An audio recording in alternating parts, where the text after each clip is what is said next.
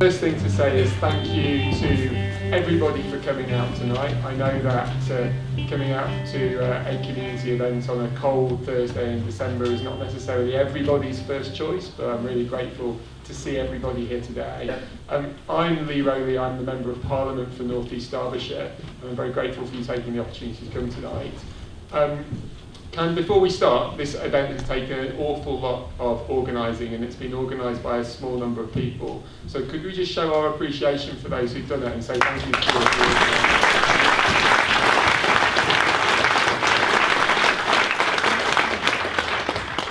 So the purpose of this meeting tonight is to debate the premise as to whether fracking has a role to play in England's energy mix. And I know lots of people here will have very strong views on that particular point.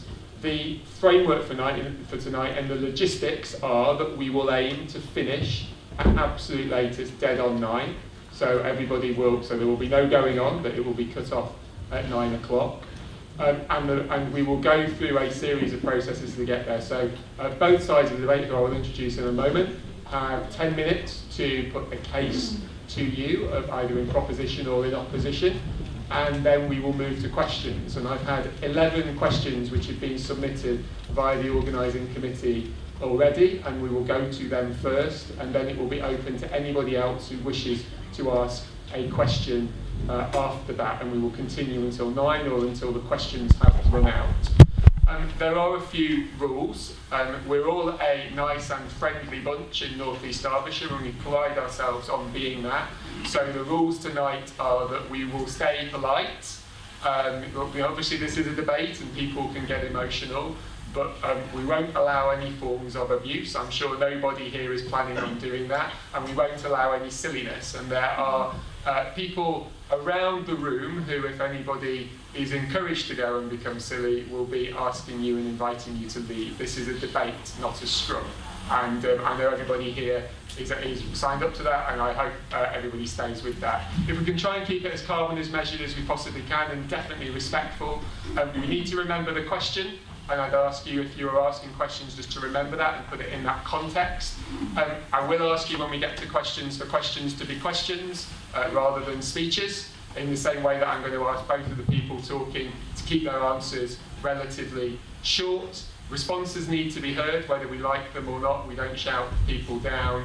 And I'm going to chair, but I will put on record right now, many of you know that I have a very strong view on this particular application. I don't want it. I hope it goes away, I hope it doesn't happen, but for the purposes of tonight I'm seeking to chair, and I want to make sure that everybody has their voice heard, because the purpose is that you can go away tonight with more information and more knowledge than you came with, and you can make your own decisions. And if anybody needs, there is a quiet area outside of this room, if anybody needs to take a few moments, and Cassie, who will wave just now, if anybody wants to do that, please see Cassie at the end. So, they're the rules, and without any further ado, I would like to introduce both of the speakers tonight. On my left is Mr. Tom Pickering from INEOS, who will be arguing in favour of the motion that fracking does have a role to play in England's energy mix. And then on my right, or your left, is Mr. Kesteven, who is Chair of Eckington against fracking, who will be arguing against that motion.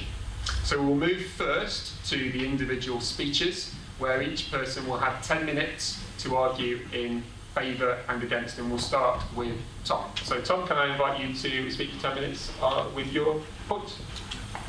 Yeah, if you want to go down. Yeah, I will, yeah. If you can. Yeah.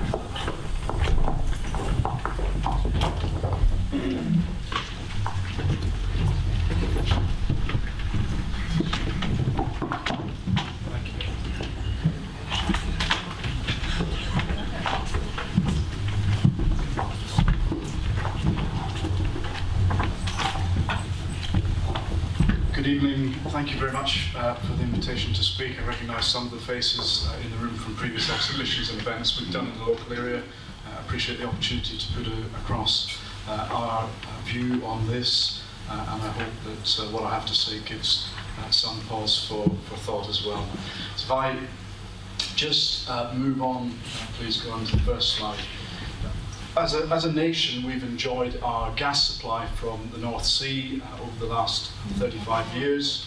Gas from other countries has grown, such that we're just about over 50% of our natural gas that is brought to the UK for domestic and industrial use is brought now from other countries, and we continue to do that and to bring it in.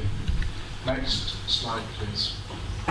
Maybe if I encourage you after this to go back to Google and type in Gridwatch, and you'll be able to pull up a dashboard that shows you the amount of power that the UK is using each day.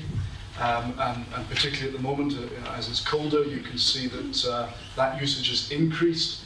But if you pick today our coal has increased in baseload generation. But simply, our coal is being phased out because the plants are getting older and because of the CO2 element that we would seek to reduce from coal burning. Nuclear power, our fleet is aging, and we haven't yet made the steps to replacing that fleet, if that was an option we would choose to do. And we are increasing our renewables provision, the wind turbines and solar PV for various uses. But if you look on a day when the wind is blowing, the sun is shining, then the gas backs off out of the system. If on a day that the wind isn't blowing and the sun isn't shining, then the combined cycle gas turbine, the CCGT element, is that element that picks up the slack. And so just you can go and pick up and see what we're using every day and just get some flavour of that usage and how we provide for a base load that allows us to switch on the lights each day to run our industry 365 days, 24 hours, and actually have the things we enjoy in terms of energy provision. Just to put that into domestic use, 84% of our homes use gas for heating in the UK. So we have substantial heating infrastructure or pipeline infrastructure that supplies homes, and we use it in our homes. If I was to ask you to examine the fibres and the clothes that you're wearing, the technologies that are around us here in the room, or the cars that we drive, the plastics, all of the elements of our everyday lives, from medicines right through to the cars we drive and the airplanes we use, all of these things are centred on our use and their manufacture from oil and gas as a base component. And particularly with gas, as we think about how do we today, actually, can you have a route where people can articulate today that a technology can replace our use of gas? Well, actually, gas has a place. It's demonstrably has a place as we phase and move and transition to a lower carbon economy. But we don't have today the capacity necessarily for storage. And actually the technologies that we use today, the wind turbines and solar PV, rest also in the products that we make from oil and gas. So gas makes a very useful transition fuel. It burns 50% cleaner than coal and actually presents a real opportunity for us. Some other aspects of that, different people have different views on energy security, but the reality is that knowing that you can have a resource beneath your feet, knowing as we have enjoyed resource from the North Sea, is a valuable thing, and you can take your respective views on how severe or not that energy security is. But the reality is it is a factor to consider. The climate change aspect in terms of moving to gas, if you go and look after this, you go and look at Friends of the Earth's own contribution to the Department of Energy and Climate Change pathway calculator, they indicate that natural gas has a place out till 2040 in the UK energy mix, and a substantial one at that. The North Sea has generated wealth and employment and technical skills that have not only been those that have been enjoyed in the UK, but they're skills and capabilities that we've taken out to other nations in Europe and Africa and the Middle East. So there is an argument that actually the Southern North Sea and North Sea have provided for us. We've enjoyed income to our treasury in that respect, and this could be something that provides in that way. And simply we write a check out to other nations as we import over 50% of that gas. That is a payment that we're making out to other countries in order to fuel our own homes and our own industry. So another piece to consider. And I realise that, you know, in managing an operation which is a construction operation, which does drill holes, which does have operations and drilling rigs functioning at surface, that there are things to be managed and contained and dealt with in that process. But I suppose one other aspect that I'd ask you to consider is if we're willing to import from other nations, we do so less able to influence their environmental practice, less able to influence their workforce practice.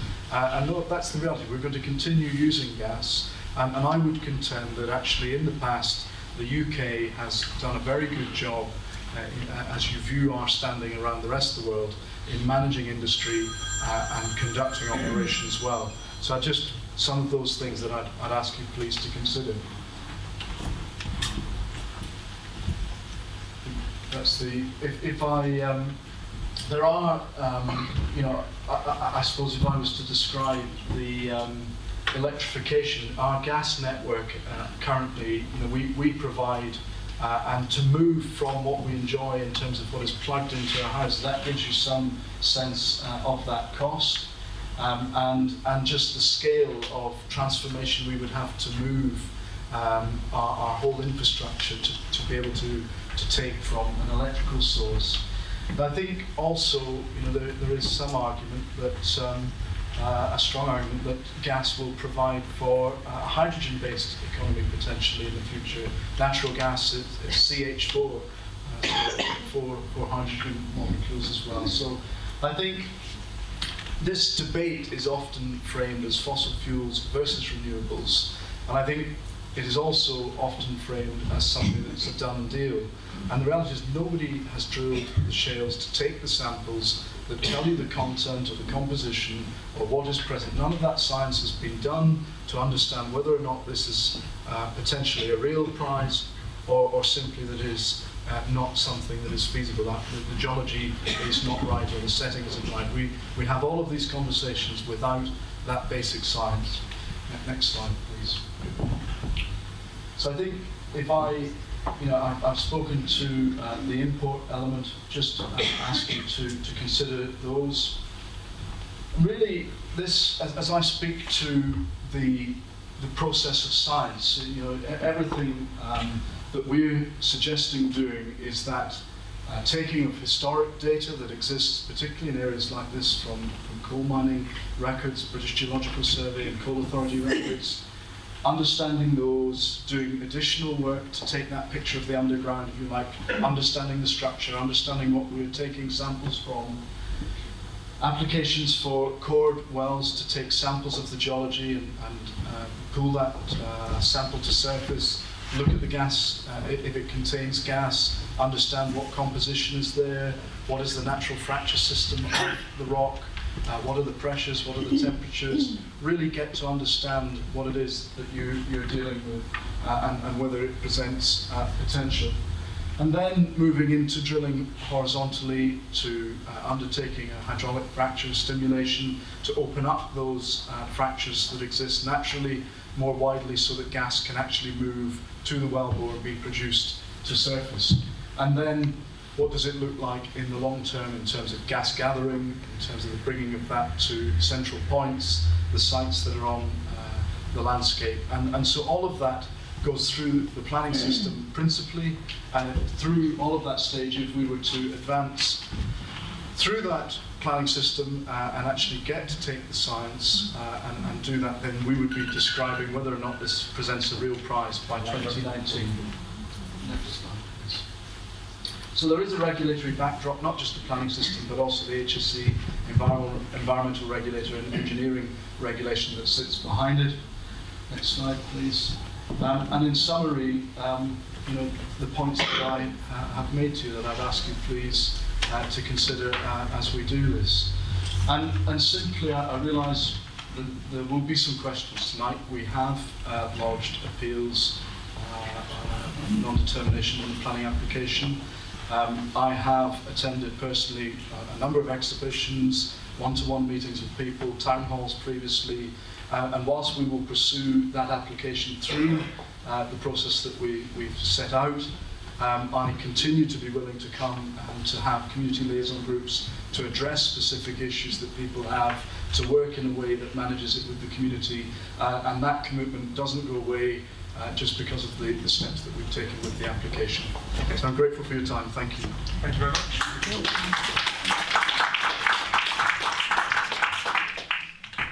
Okay, so that's the first presentation. We'll just provide up the second presentation, and that will be provided by Dave on the opposition side.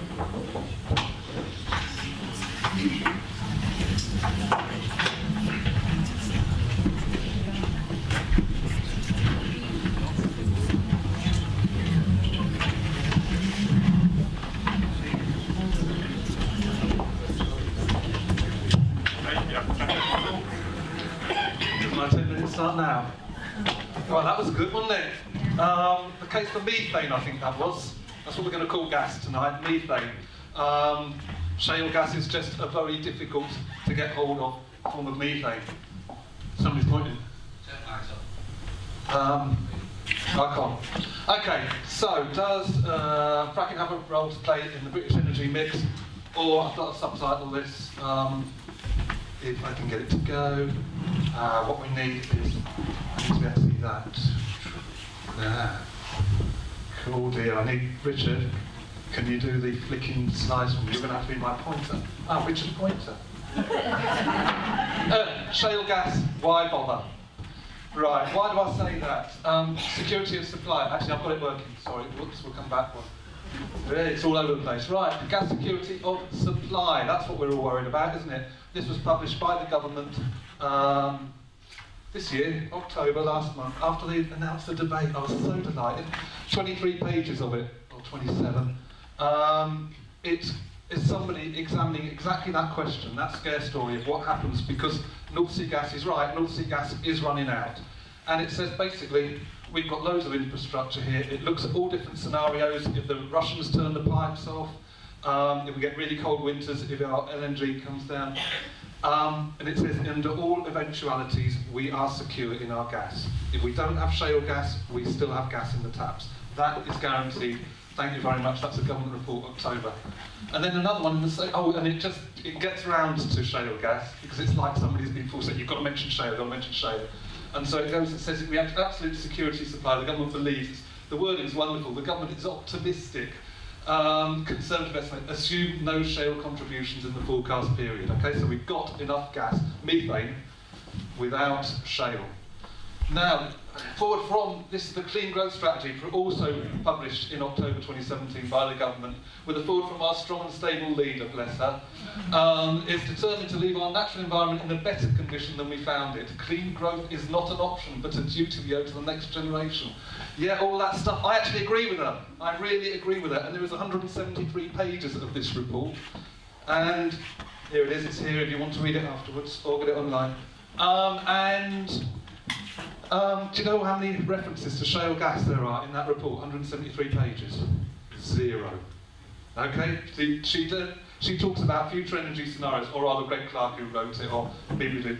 They talk about all these future energy scenarios, and they talk about different ways of reaching our carbon targets and things. And it never mentions shale once, right? We can get to a clean growth energy future without shale. But that's just the government, that's politicians. So after that, we looked at future energy scenarios by the National Grid, July this year. You know, and this is a heavy read. This is a really heavy read. There's lots of hard science because the National Grid are the people who actually make it work. They make the lights come on, and they don't mess about with politics. And there's lots and lots of graphs. Whoa, come back, come back. And they look at they basically have 4 different routes to the future. Is shale mentioned? Yes, it is, right? They've got 4 different routes. You've got slow, you've got steady state, you've got slow progress, which are both pretty bad. And then you've got 2 degrees and consumer power, which are better. And shale only appears in the 2 bad ones that miss our climate change targets. You'll see there, if we go for 2 degrees, it's the green line. That's what they predict by 2050 our domestic gas usage will be. And this is gas here, natural gas, but it gets replaced by different forms of gas.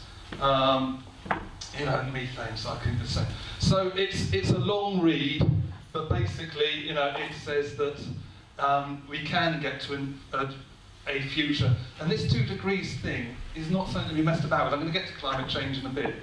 But it says, the national grid says we can do it, and our gas will be phased out. This is the 2 degree scenario. Our gas will be phased out pretty quick and replaced with other forms of renewable energy. And then the Northern Energy Strategy. This was also published in October 2017. Final report of the Northern Energy Task Force. These are not tree-hugging hippies. These are proper scientists and engineers, and they look at the technology to move forward. They look at hydrogen, which can be formed from methane, but it can also be split from water using renewable electricity. Possibly. I mean, it's not up to scale yet, but they're looking at using leads as a hydrogen, using the existing methane network, replacing it with hydrogen. Tidal and marine, you know, come on, 24/7 energy, you know, we're surrounded by an island, why not? It's a no-brainer.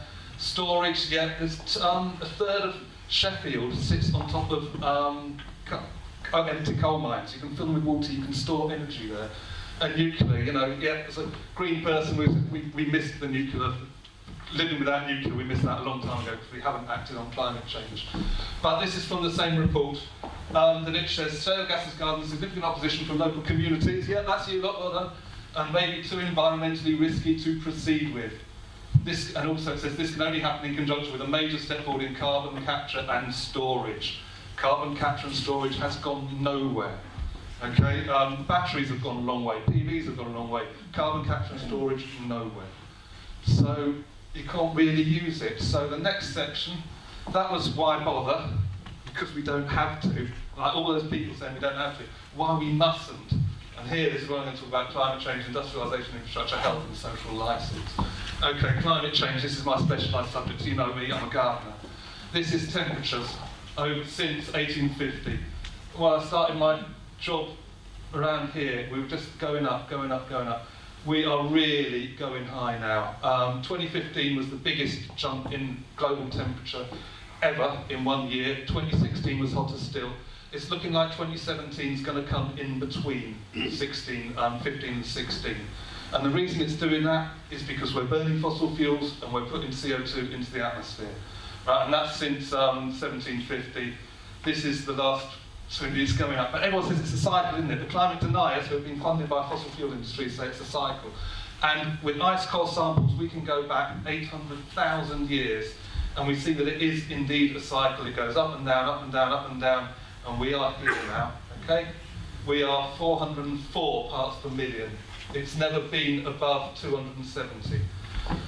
Right, now, you know, Tom mentioned climate change because, you know, this is the green thing, right? What happened was back in the 80s when we noticed this was happening, the scientists thought that politicians would see the science and go, oh dear, we better regulate this and get on top of the problem.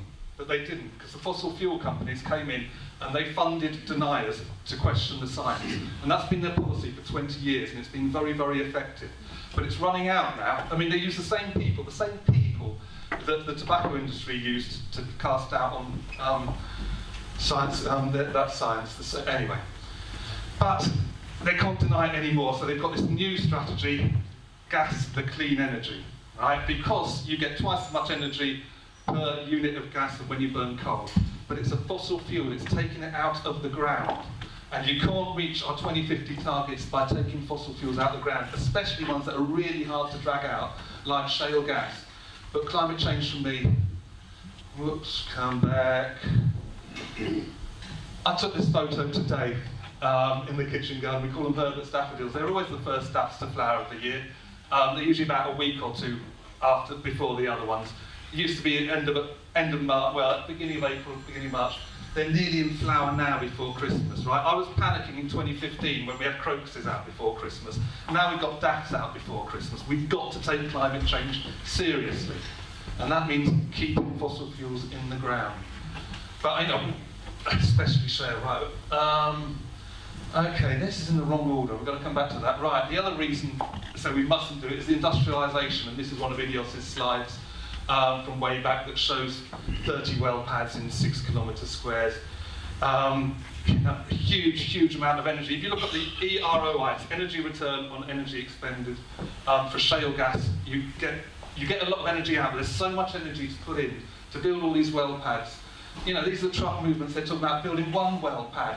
1,200 HGVs per drill. And those well pads, they're talking about, we'll go back to that one, 12 to 14, oh God, it's not working very well, 12 to 14 wells per pad. And then when you challenge them, they say, oh, we'll have less well pads and more wells on. Right, in Marcellus in 2010, they were talking about 2 or 3 per pad. They said it was technically possible to put 12 through a pad. It's just not possible to put that in our population. It's not possible to put that many trucks through our village to build an exploratory well. Imagine if they found it, how many wells they have to drill, all that industrialisation, all this runs on diesel. They're talking about putting a 200,000 litre diesel tank up there. That's another fossil fuel you've got to burn.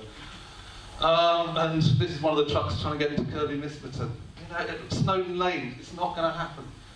Right, whoa, this is all... Right, health, yeah, I don't want to do scaremongering, but where they're doing this in Pennsylvania, people are getting ill. I mean, they passed the Act 13, which, oh dear, I'm running out of time, right. Okay, their doctors say there's a moratorium on health, right? Well, they are worried about health. Oops. There's better ways. Okay, Blackburn Meadows there, that CHP unit, 10 megawatts of stored power, that opened this year. Yeah, there's solar, biogas like methane comes out of waste plants. We can get methane easily. Waste plants, we can get methane from green gas from harvesting it. Ecotricity reckon they can provide 80%. We get rural jobs and things like that. And, oh dear, it's all gone horribly wrong. What I was going to come to in the end was saying, right, North Sea gas, we should use North Sea gas as a reason, as an opportunity to go better. It's not a stimulus to do something better, not an excuse to do something worse. I move that shale gas does not have a position in the British energy supply.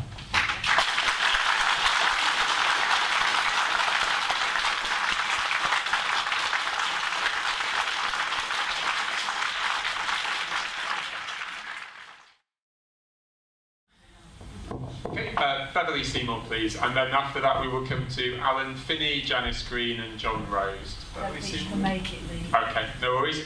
So we'll go to Mr Finney if he's around next. Yeah. Excellent. Mr Finney.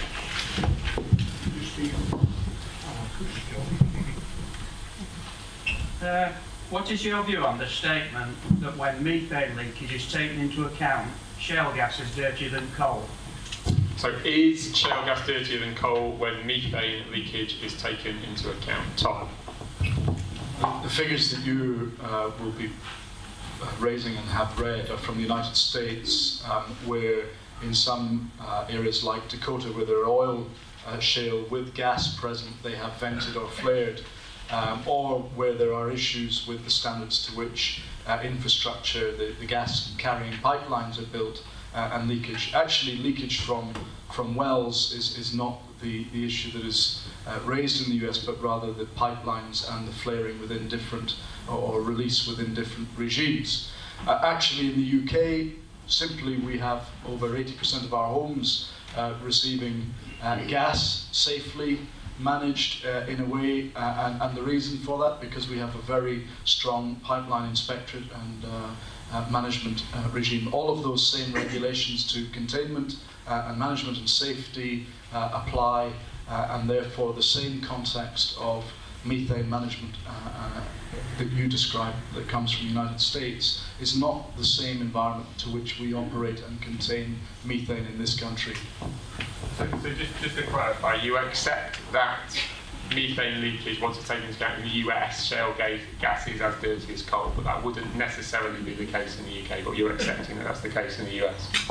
I'm not, well, the figures that have been put out, I'm not accepting that, you know, the figures on methane release actually are very wide in what some parties would believe is the release and what others would, so I'm not going to, I'll come back to you with our view on that, but I'm not going to venture into it now. But I think we all know that methane is more harmful when released, but actually the principle is about containment and the manner in which, and so if you look at the management of what are national resources in this country, DEC, the Department of Oil and Gas Authority, provide licenses and have very stringent rules about the containment of the national resource because it is a national resource, whereas mineral rights in the United States are owned by the landowner and there aren't the same protections and stewardship that you would have in a nationalised resource.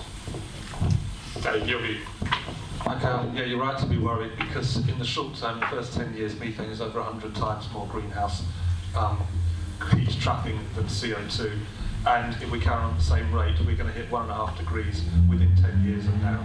So we've got to worry about the short-term effects. The figures at the moment, conventional gas pipelines, because they're all there and they're looked after, they're leaking about 2-3%. The figures on shale gas is about 12-13%. It's not about regulation. When you drill a shale gas well, 75% of the gas comes out in year one. It comes out as a big whoosh. When they do the first test fracks here, they will have to vent it. There's no other way of getting rid of it because they won't have the pipelines in. And you have to drill loads and loads of wells. And you don't get a steady state like you do with conventional wells. You get these big whooshes of gas that they have to contain. That's why it leaks more. It's intrinsic in the nature of shale gas that it leaks more. And that's what makes it dirtier than coal. And that's one of the reasons that we mustn't do it.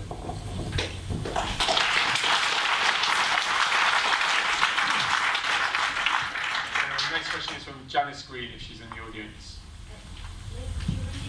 Yes, happy to. So the question is, if exploratory drilling and fracking goes ahead, in spite of all the negative reports from scientists regarding the wider climate issues, and now the dangerous bacteria that has been found in the US near to fracking sites, and along with other health issues, what is the plan for any environmental and health degradation for the locals who will pay for it?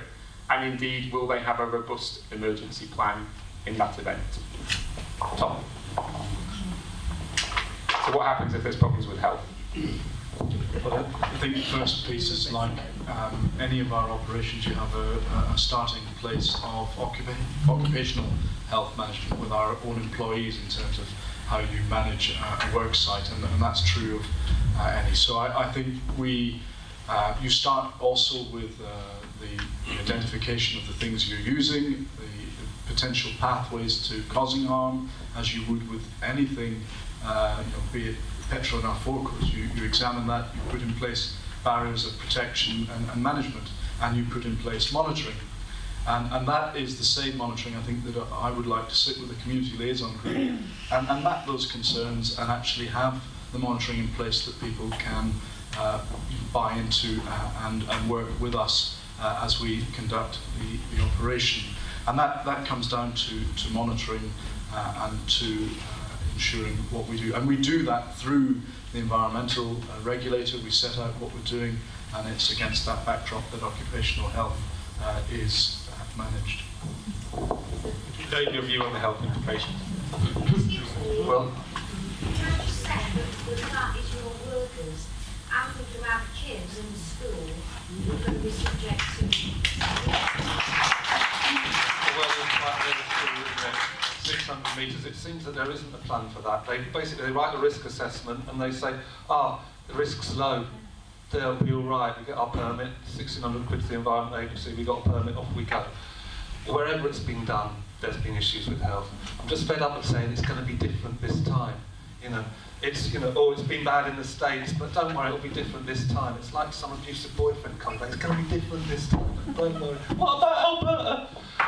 No, sorry, I'm joking, but you're right. And the only way it can be 100% safe, 100% doesn't happen here.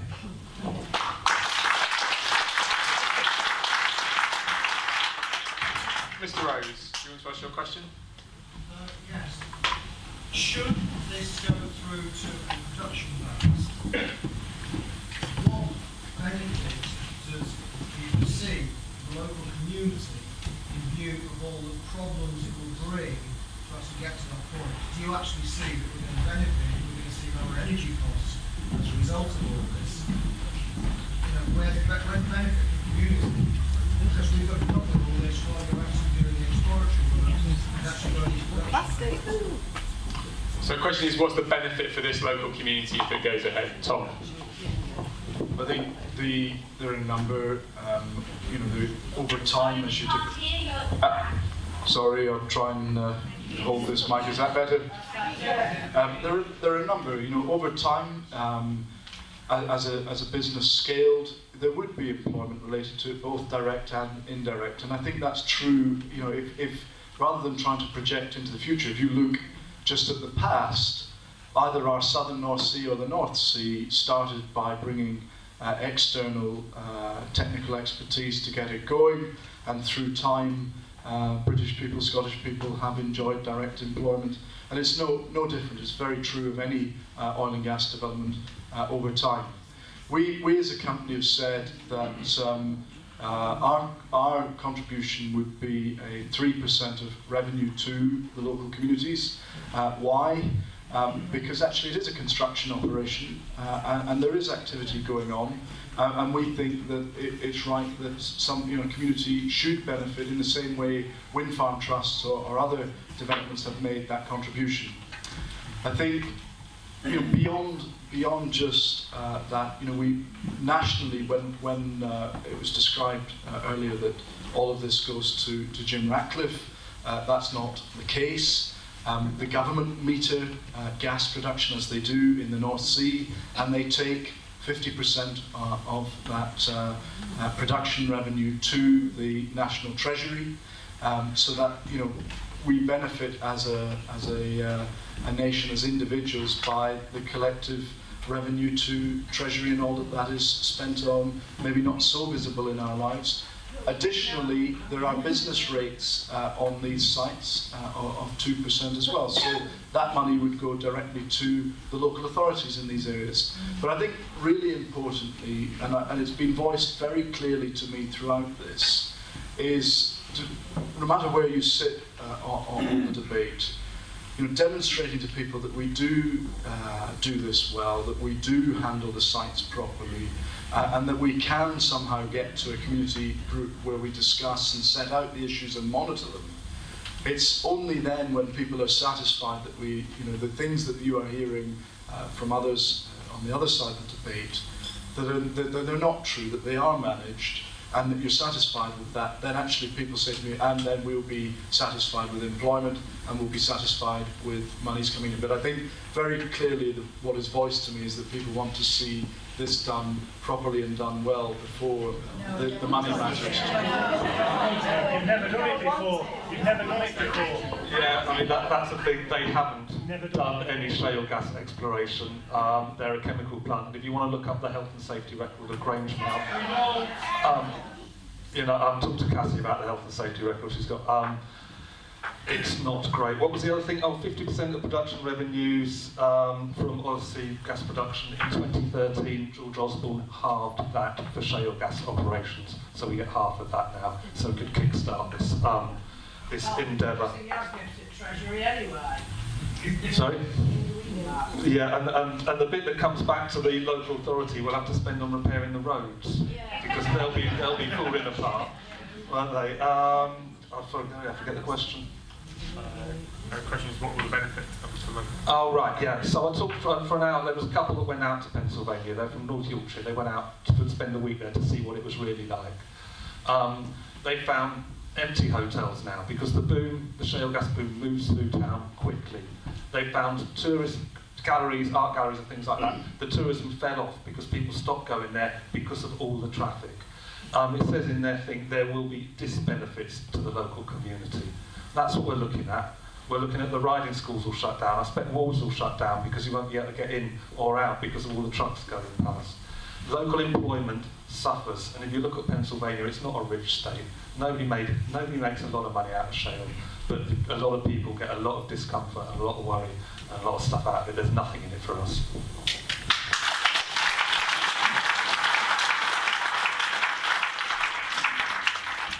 Okay, last two questions before we open it to the floor. So Mr. Jesson and then Mr. Kenyon. So Mr. Jesson with us? Yes. I mean, my question, I think some of the safeguards have been covered, But my question was, what specifically are the safeguards and, more importantly, probably the penalties that are in place if fracking were to cause environmental problems? The safeguards. So firstly, let me cover the last bit. As with any operator in the UK, the polluter pays, right? So as a company, you are on the hook for your operations. That's a principle of UK legislation. In terms of safeguards, you have three principal areas that you're managing. The subsurface, the natural condition of the ground that you're going into, its structure and systems, hydrology, all of, and then the wellbore that you're introducing to that, the engineering and protections and integrity that you have to achieve in the same way you would in the North Sea. So that's the first sort of category. Just to kind of cover them quickly for you, I'm happy to do more detail if you wish. The second would be the site, the containment of that site, the bunding, the membranes and containment, just to hold the fluids and the chemicals and fuels that you're working with in the same way that you would bund and protect other sites. Also managing just noise output in an area, making sure what is a construction site works within World Health Organization planning standards, that lighting being another. So all of the operational management, safety management of men working on a site, then that's the kind of operational element of what you're managing at surface within that site area. The third area is then the transport, the movement of lorries, which when you're constructing and building during that phase, it is intensive in trucking movements. We set that in our planning application. And you have to also, in moving them backwards and forwards, that containment, the movement, but also the supply chain conduct in terms of treating waste when it's received and making sure that it is treated to the standards that you have been required to by law. So that very quickly takes you through the kind of three areas principally of risk that I have to think about with my team and manage. Does that kind of give a very quick... And I also asked about penalties, if there are environmental problems. So penalty, the polluter pay penalties. I mean, there's firstly the principle that you have to repair and make good. We have insurances in place for that.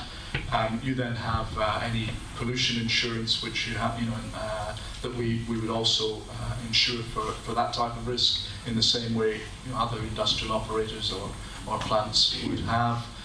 In terms of fine, for poor conduct or breach, they range from minor breach to some major event that would be prosecuted for and a fine imposed by court, and that's a spectrum.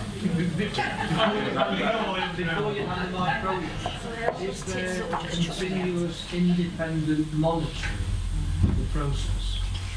There isn't, and it's a really good question to ask, because and I appreciate people have different views here tonight, but it is one that is raised with me as people are concerned. They say to me, well, look, the austerity measures, all we hear is that there's austerity measures and there are not enough, if you like, environmental bobbies on the beat.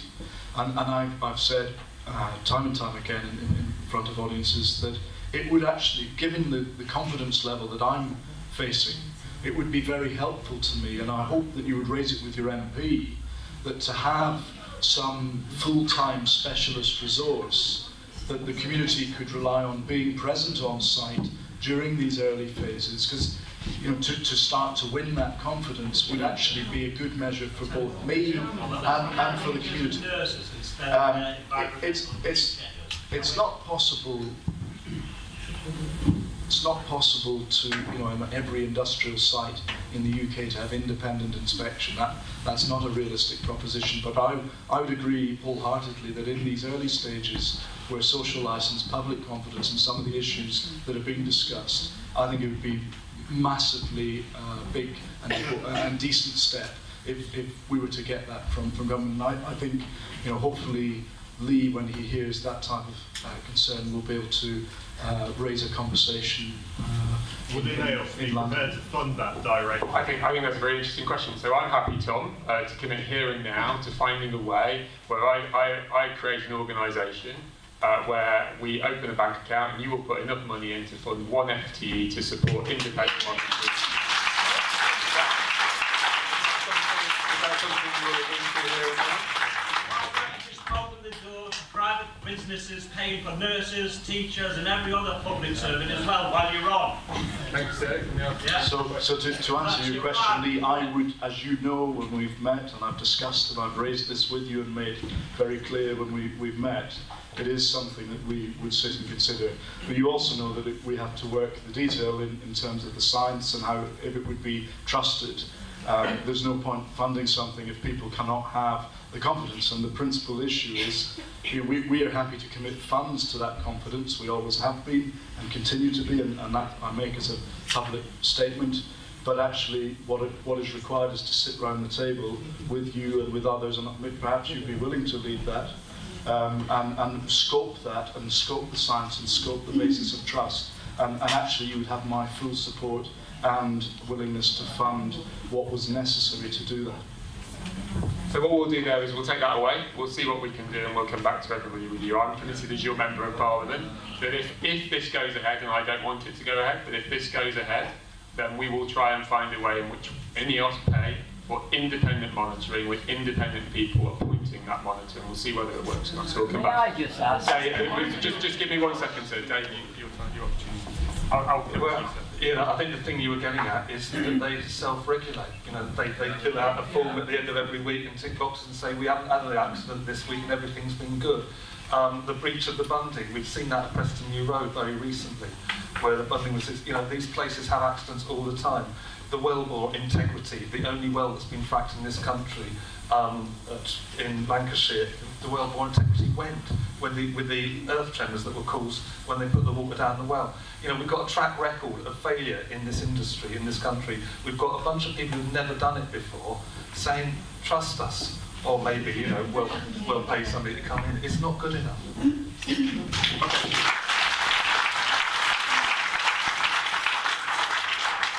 Final question of this round is from Jeremy Kenny. Yes, Mr. Pickering. A while ago we spoke actually, and we gave this sort of reading material, and went away and read about the early days of fracking. And to be honest, the impression I came away with was inadequate science and a very gun-ho approach. And the problem is, it doesn't seem to have moved on from that. And you are taking a very positive view, saying it's going to be okay. And actually we're all taking a very pessimistic view, saying what if it goes wrong, what's the downside? And there is a good way to address that, which is by insurance, as has been touched on, but not small amounts of insurance. What we need is, some insurance company like Lloyd's in London looking at what you're proposing and somehow guaranteeing that whatever goes wrong over the next several hundred years, not the lifetime of INEOS, which might be a decade or two, over a period of hundreds of years, they will pay out to restore our environment and do whatever addresses the planet. And would you be able to get that kind of insurance policy with some assurance that someone who's supposed to lose out each time if you are wrong will be paying out? So the question is about ultra long-term insurance policies. So firstly, thank you for taking the literature that I gave you and having a read. Sorry, yeah, let me put it up here. Firstly, thank you for reading what I recognise the face, and thank you for taking away and reading.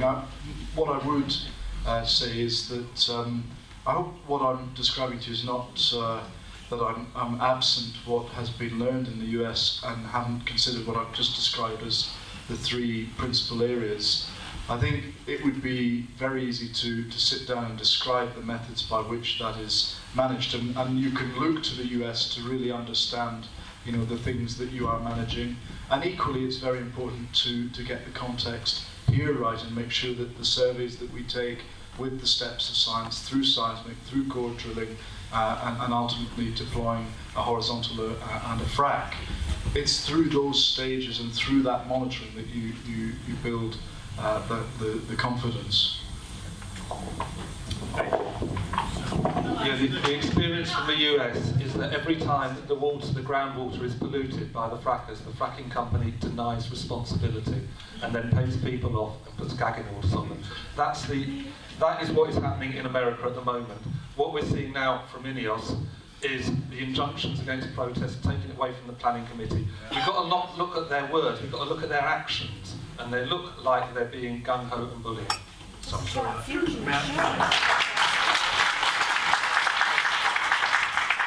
Sorry, just to finish off, because you asked me also on the insurance. Today, the insurance product exists for some aspects of environmental liability, which we have in place.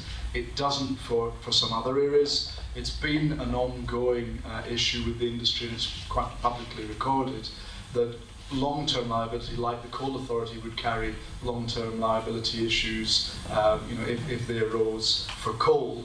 There is, that needs to be determined and agreed with government. It hasn't yet been, and I think it is something that requires to be closed out. We would be keen to, because it would address the type of question that you have.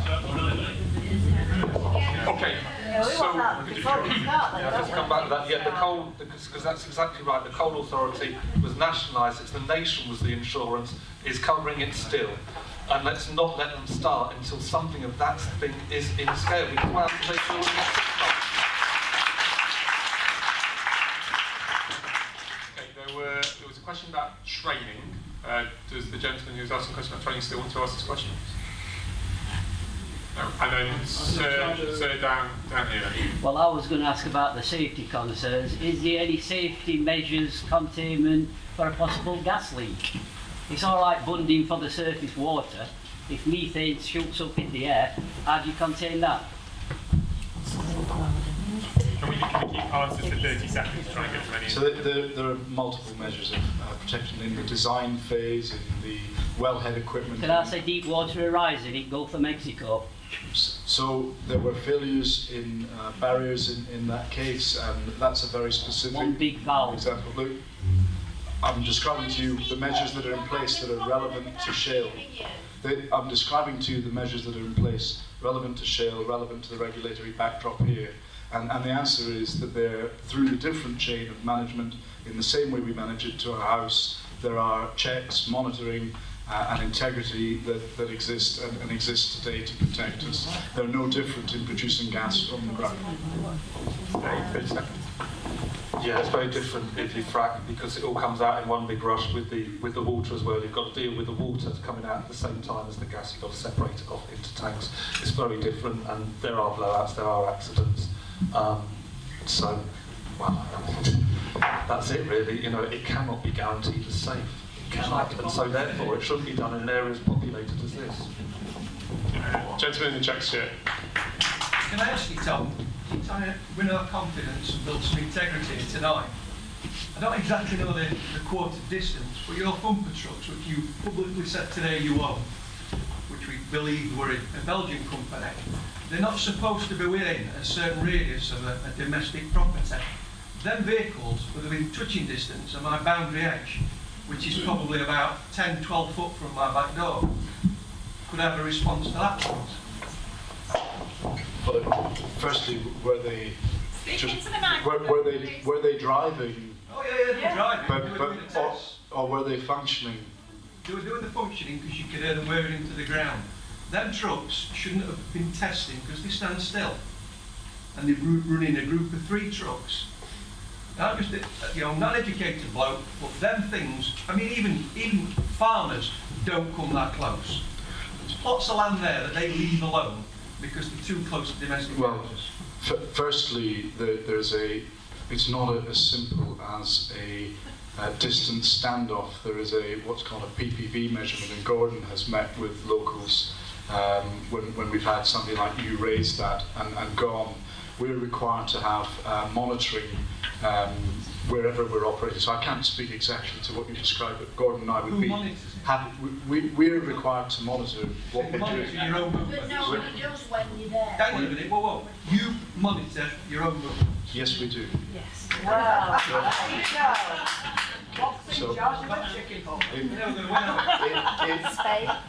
If there's a concern, and you can come Well, and in talk. Bassetlaw Hospital, the lady in there, those actions have created a stroke. It's a negative effect on what you've done to that lady's life. Thanks, so Tom, each response? Yeah, I believe it should be 50 metres the setback from the source of the vibrations to the sensors. I think there was a setback anyway, but yeah, and lots of people like Oxcroft, there was problems with the water. There's been a lot of problems, a lot of anger in Bolsover around there because of the not only what they're doing, but the manner they're doing it. Yeah. I'm really sorry about that. Yeah. Okay, we're going to go quickly now, Mr. Wheelhouse next. Just talking about your drilling process, it states here that you drill 300 metres, put a steel tube in, and then encase it in concrete. Then you drill a further 1,000 metres, and again, the gap, you fill it with concrete. If that well, if it did happen, was commissioned or decommissioned, just taking the decommissioned inside of it, it says that you remove the surface equipment and put the ground restored to its former side or use. What happens to all the steel that's in the ground? When a well is designed in the UK, the regulations require that you have to set out from its first drilling to its decommissioning exactly what will happen with it. And so we have to get an independently agreed design with government signed off. When you decommission and abandon a well, you put in place various plugs as required for safety, but the steel, to answer your question, remains in place.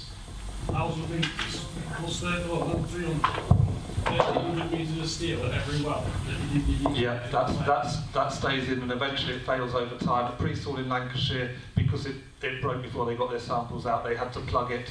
It didn't work right. They had to go back and plug it again. That's the only well that's been done. It failed. Gentleman at the back. Yeah, I've got a question for Tom. Like many people in this part of the world, I read the Derbyshire Times, and I learned from the Derbyshire Times a couple of weeks ago that you organised a trip of journalists across the Pennsylvania to a company called EQT, who was described as a model company over there.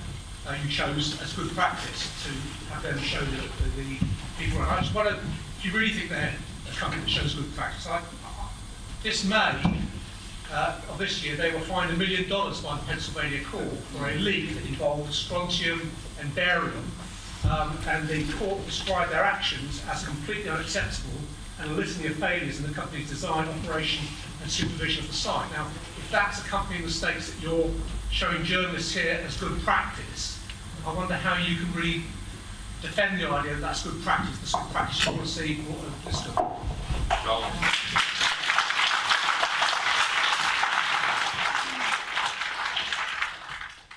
In any operation, you're managing risk. EQT are no different in that respect.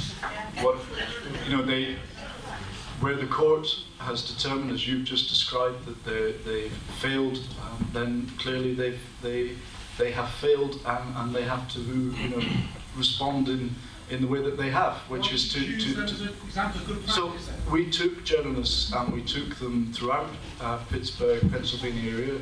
We took them to towns that haven't seen the income boost from shale. We took them to towns that have. We took them to various different sites and showed them different types of shale sites. We wanted to try and give them a perspective of exactly what has gone on out there, including those sites which were very high end now in some of the things that they've learned.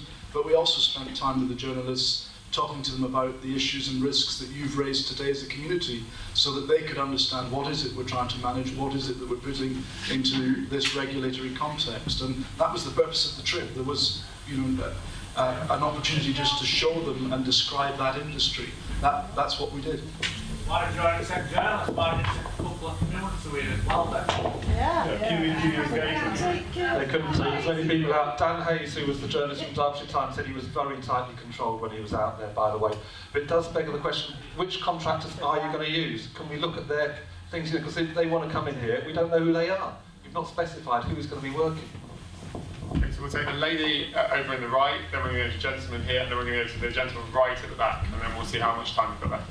I'd just like to hear Dennis May's question, actually. Dennis, We will come back. Sir, do you want to ask your question? Yeah, I'd just like to carry on from this exemplar visit to Pittsburgh. Were the journalists made aware of the decision of the Delaware River Basin Commission to impose a moratorium on fracking in the Marcellus Shale region, which is the shale deposit, which is being fracked out there on the grounds of environmental damage to the Delaware River? That's 4 states, including New York, that would, which draws 50% of its water from the Delaware River, I believe. So that's New York City plus 4 states, all are trying to stop fracking on the Marcellus Shale deposit. That's the deposit which you used as your exemplar. And then just to follow up on that, Canonsburg was the town which I think was described in the Derbyshire Times. I suggest that town is not similar to our local environment. From what I could work out, looking at the maps of drilling sites and looking at Google Earth, there isn't a chemicals installation within about 2 kilometres of the nearest house. And Canonsburg is within spitting distance of an interstate highway. So communications are much, much more straightforward than they are for us here. You cannot use that sort of example to justify what you're doing here. And if you're going to prevaricate to that degree, you will never get community involvement. The community will be involved with you when you are honest with the community.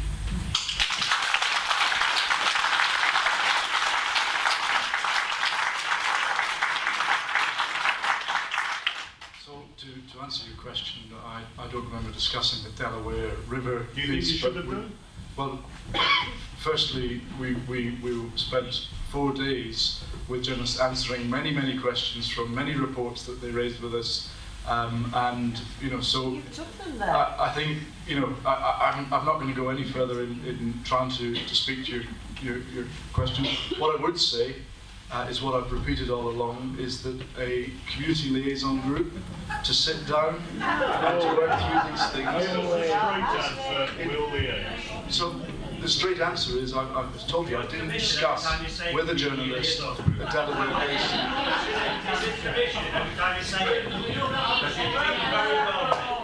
I'll have your salary when you get your commission. Right, there is no, I mean, because I talked to people who went out there unfunded by INEOS, and they said, you know, it's nothing like, you know, it's Philadelphia, Pennsylvania is not like us. It is 60% covered in woodland, it's very, very hilly, it's very easy to hide the things away, a long way from people. Susquehanna County's got 50 compressor stations in, right, and they run 24/7.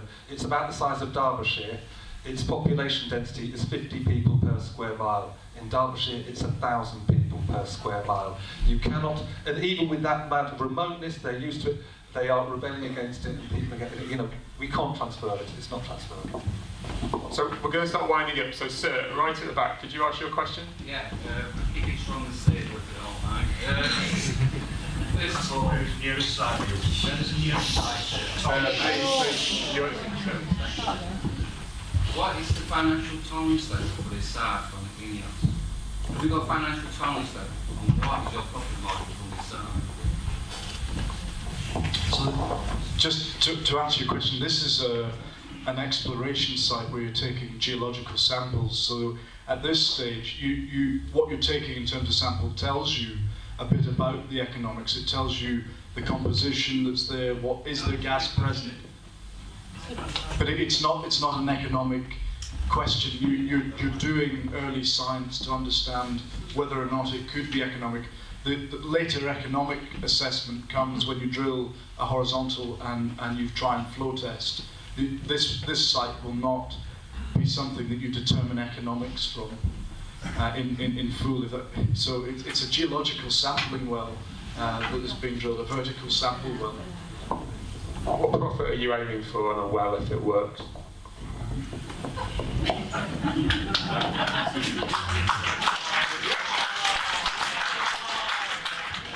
Yes, we do, and that's something I'll be happy to share with you and discuss after.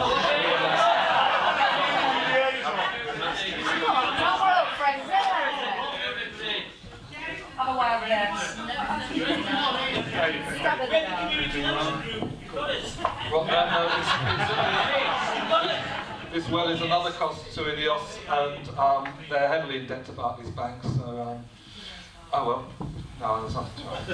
So we've got 3 minutes, we're going to go through 3 questions. Dennis May's question was, if INEOS are so keen on promoting British industry, why are there shale gas tankers built in China? And if using native fossil fuels is so important to reduce the carbon cost of imports, why have INEOS signed a deal to transport gas from the US to China? And will this likely happen if you build things like the places in Marsh Lane? Do you want to break those questions out? Yeah, quite a few there. So, first question. Your ships built in China? Yes, they are built in China, and they transport ethane from the United States to Grangemouth, where it keeps that plant in profitability, which was not in profitability. So the ships were built in China, but the purpose is to keep that plant alive and going, and they serve that purpose. They've met the objective. Make more plastic. Yeah. And then, if using native fossil fuels is so important to reduce the carbon cost of imports, why have INEOS signed a deal to send US shale to China? We've signed that deal because we have the shipping infrastructure, and there is a demand for that product. That is why it is. There's an economic driver in terms of where supply is available today. Okay. Danny, very quickly. I'll try and be really quick. Because there's no need for shale gas industry. You know, because there's enough coverage. You know, there's enough infrastructure to import it. And I just have thought, but you know, do you like bananas? Because the UK is 100% dependent on imports of bananas, but we trade. That's what we do, you know. And so we can buy in gas until we get another alternative forms of biogas and renewables. So we don't need it.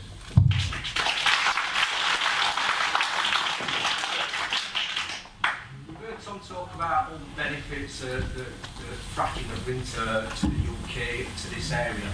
But it's the truth of the matter, the only benefits that fracking has for INEOS as a feedstock for Grangemouth and petrochemical in the chemical industry.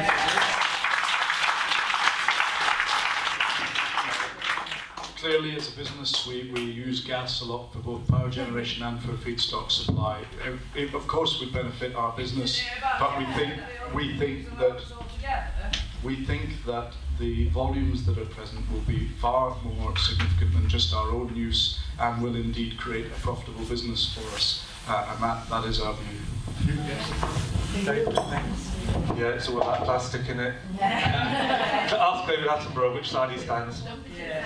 I'm going to draw you to an entertainment. I'm sorry I couldn't get to everybody. I want to ask the final question. The final question is, if we take Marsh Lane out of the equation, so let's pretend that there is a mythical place called Northwest Derbyshire, and you have drilled an exploratory drill in Marsh Avenue, a village within Northwest Derbyshire. Given that we're talking in the long term about whether fracking has a role to play in England's long-term energy mix, what will be the long-term cumulative impact on somewhere like Northwest Derbyshire? What will the number of shale places look like? What will the roads look like? And what will the pipelines look like in that area? So we have produced a flyover at the request of other MPs in the past, and I'll make that available to you. You probably aren't aware of it, Lee, but we'll make that available because that sets out the context.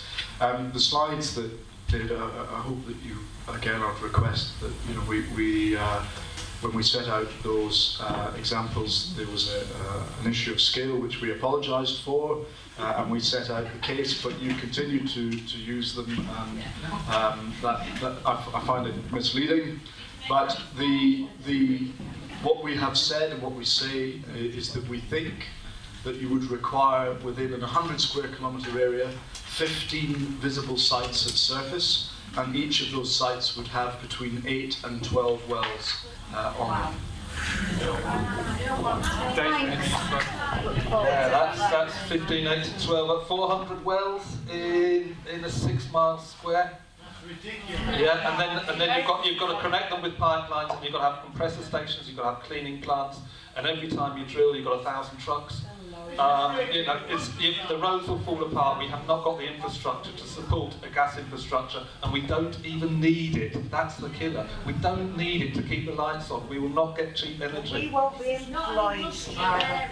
All right. So thank you very much. We have one thing to do before we go, and that is to take a vote. We're interested in your views on this. I can probably guess, but let's do it anyway. So the question before you today is, does fracking have a role to play in England's energy mix? All those in favour, please raise their hands now.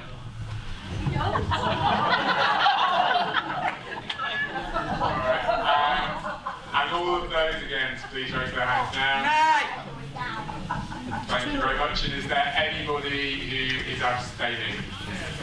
So I think the motion is lost. The view of this area is that the fracking does not have a role to play in England's energy mix. Thank you all for coming tonight.